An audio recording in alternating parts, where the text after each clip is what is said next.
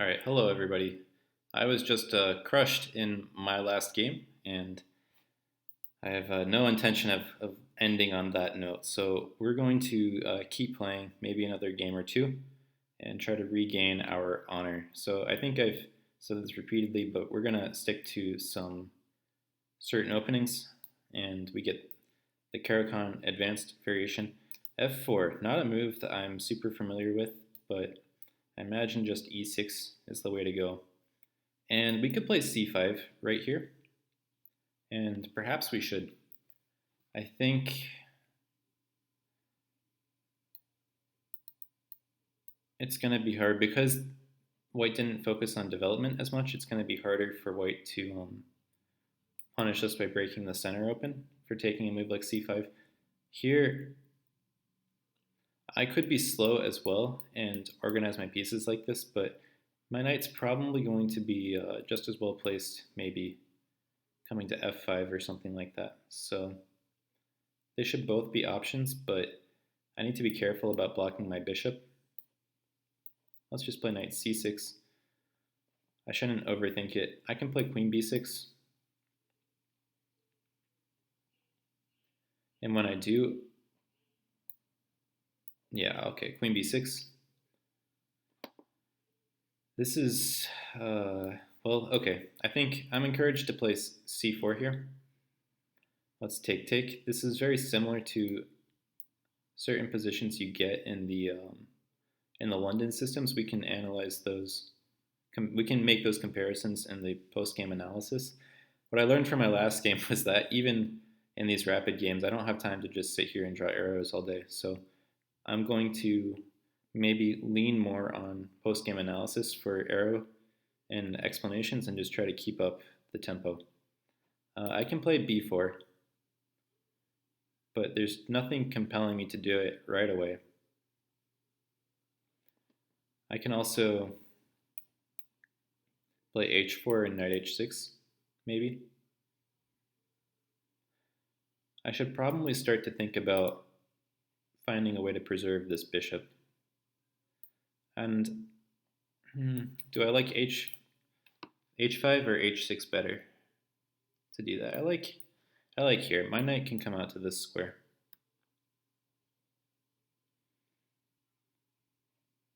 Actually, maybe that wasn't the best. But okay, I can go here now. Yeah, I wasn't so worried about this, about having to play here. I'll show why in a second. Actually, I think this is the best way of doing it. So this knight is going to make its way over to a4, and it's going to be a bit awkward. Okay, so now I need to be able to meet this with this.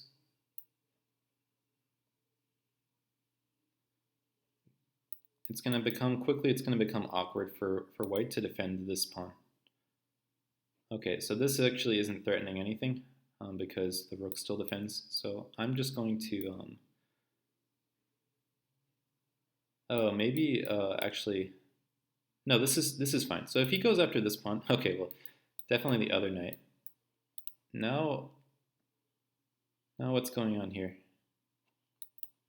You have to play rook a2. That's not what you had in mind. I can start to think about, well, if here, there's there.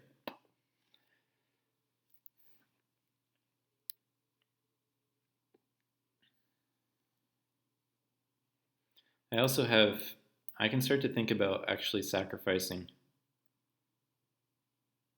full pieces here.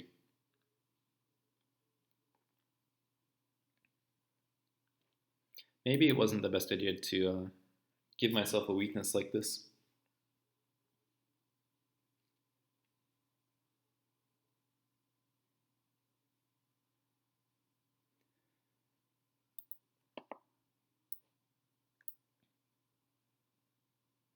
I can play bishop c2. Here, takes, rook takes, bring my knight in. That doesn't feel right. This is a good bishop. It's not a good bishop. I can also play, no, I can't play f6. I'm being a little scatterbrained here. Okay, I can probably start, By doing what? I'm just starting sentences to maybe prompt my brain into thinking. Okay, well the piece that's not being useful is the knight on c6, that's for sure. So I can definitely start by going here. I imagine we'll just see bishop here, because now this might be annoying.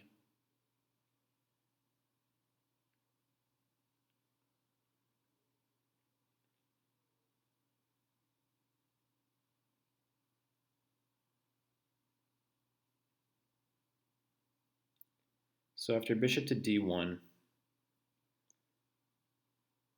what's the plan? I can maybe play rook a6. In the future, I can maybe, if the bishop ends up trading on a4, one of the ideas is that then this file is opened and I can start to double rooks on that file, keep the pressure going. This is why I'm starting to regret playing so aggressively on the king side as well, because this rook won't be able to come and join if it's on babysitting duty. So maybe we just have some sort of equalish position here. I'm surprised this hasn't been played immediately. Yeah. So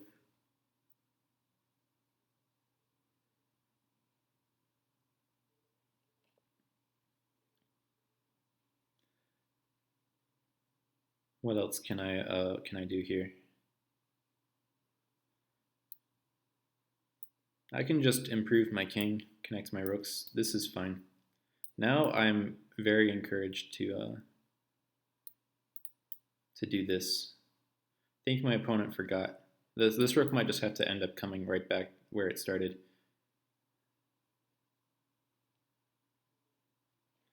If knight ever comes here, I was expecting to play f6.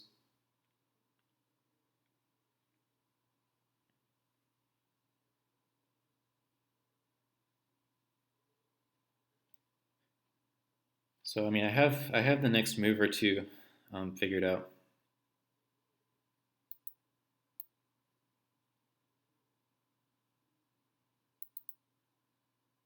That surprises me a little. Okay, so we're going to see rook back to a2.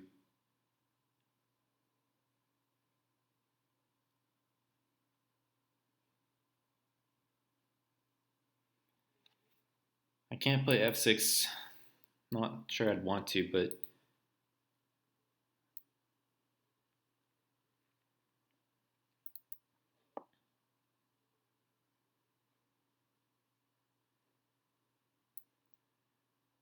let's just get set up for maybe an eventual.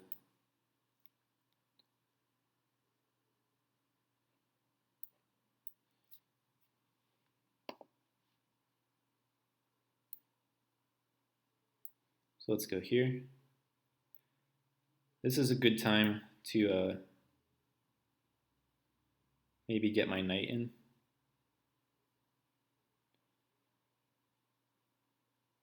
Because it traps this rook forever. It's indefinitely trapped now. Which means I have time to switch my plan again. Now I can bring my rooks back over and then start doing things on the king side.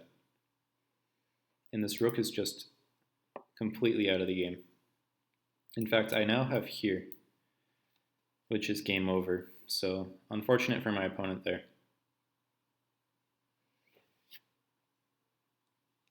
So yeah, so these block positions are not so easy. Okay, so we made a little bit of a comeback from our last game. Let's analyze that.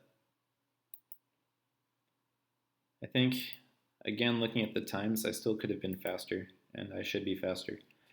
So let's see what happened. Yeah, I need to actually study these lines of the advanced variation. The advanced variation is the most critical line of the Caro-Kann. I say line like it's not 50 lines. There are many ways to play in the advanced variation. F4 is one of many. E6. I'm not really worried about my bishop getting trapped. We can imagine if white's too hasty, they drop some sort of queen h4. And also e6 covers the f5 square, so even if my bishop was being brought in, there's no danger of losing the bishop, so you don't even really think about it. Knight f3, c5. Yeah, I guess f4 is kind of uncommon, even in the master's database. If we look at all the top moves here, That's 8, 9, 10, 11, 12. It's like it's it's all the way at the bottom. But it has been played, so you can't take it without some. You have to be serious. Is I guess what I'm trying to say. So c5 feels normal. We get some sort. It looks like a French where my bishop is outside of the pawn chain. Knight c6, bishop e3, queen b6, queen b3. Right. So I said we talk about these positions and how they relate to the London system. So let's do that here. Let's back this up and look at, let's say, like this.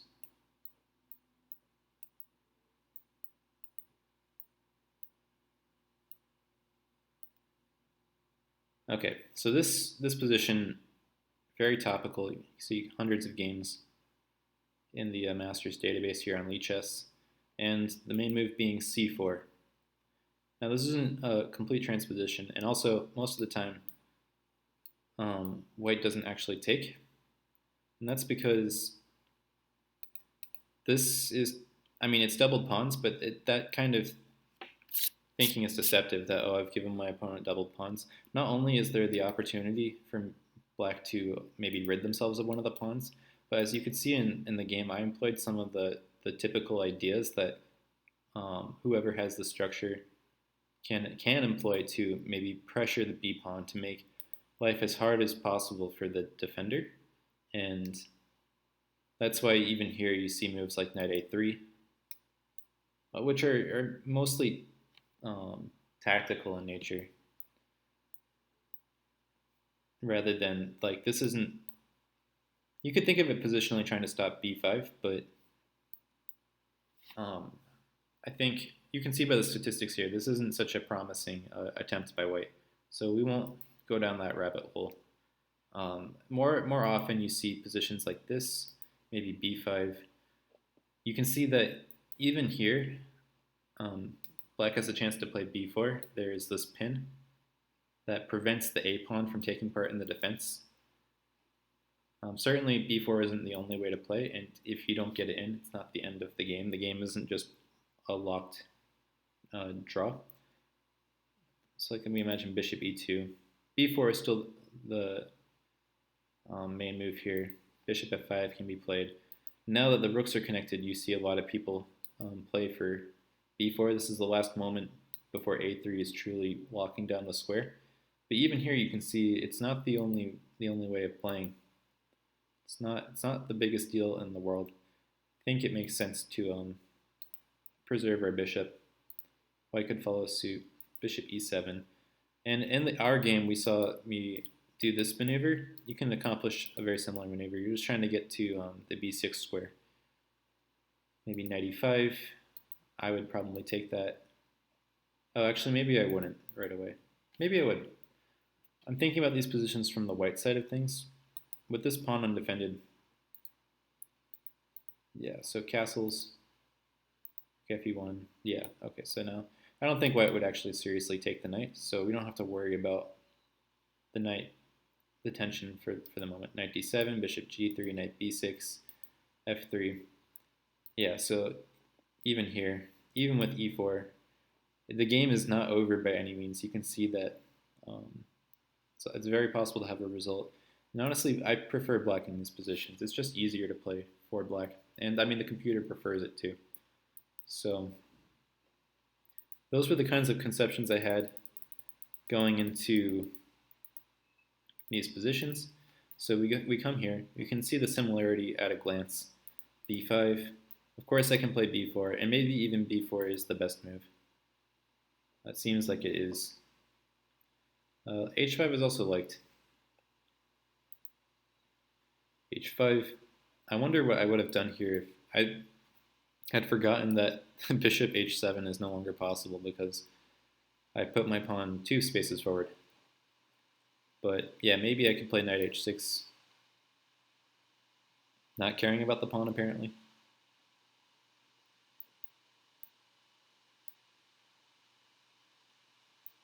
Oh, that's very clever. That's cute. Okay, and my computer really likes to fire up when I turn the engine on. Too many things for my computer to handle at once, so it overheats. So yeah, I played h5, castling. I thought h4 made a lot of sense. B4 still.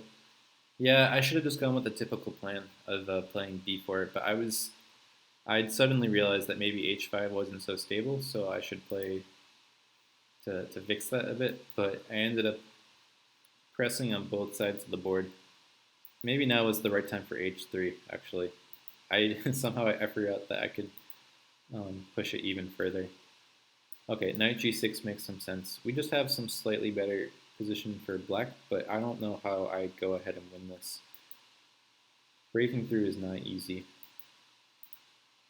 Rather than doing this, I wanted to just throw the computer analysis on, but when I moved over here, it kind of automatically did this. This is sometimes a glitch I see in lead chess where maybe this is because the servers are overloaded at the moment and it's preventing you from doing it, but I didn't click the analyze button, and it's certainly not analyzing my game because it would be done by now. So we'll keep doing the local engine here to check for to blunder check basically. Yeah, this whole conception of knight g5. I think my opponent was like, okay, great, I'll block the bishop, and now h5 is under attack, but they blocked it with one of their attacking pieces, so they need to maybe throw in this other knight, but then I'd have f6 and no more retreat squares for the knight. So my opponent quickly changed their mind, went back, knight a4, rook a2, knight a5. I could have started with king d7 as the computer pointed out.